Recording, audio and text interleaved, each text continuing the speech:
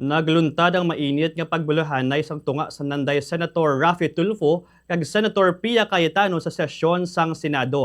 Ini matapos nga gin-criticize ni Tulfo kay Minority Leader Senator Alan Peter Cayetano nga wala nagkumpirma sa membership sang minority sa committee kung sa diin na si Tulfo ang chairman.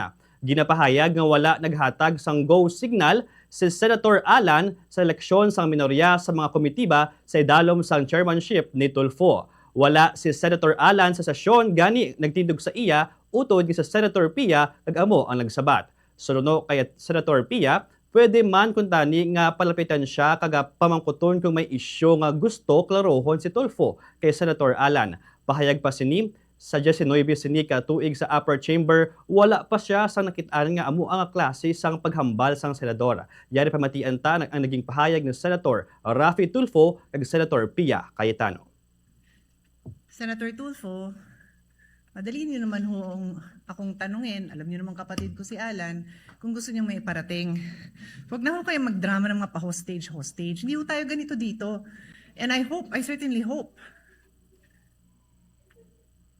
that you don't set a precedent kasi I don't know the Senate President to be that way. I don't know the Majority Floor Leader to be that way. He happens to be seated beside the former Senate President. The Minority Floor Leader doesn't happen to be here. I can talk to him. Pag in-ignore niya kayo and the next day wala pa rin, then sige, sabihin niyo yung gusto niyo. Pero huwag naman sanang ganun. Wala akong naalalang ganun magsalita dito sa Senate for the 19 years that I've been a senator. Yun lang naman po. Thank you, Mr. Senate President. What's the pleasure of Senator Raffy Tulfo? Sandali, Mr. President. Ubusin ko muna yung tawa ko. Never po ako nagdrama dito.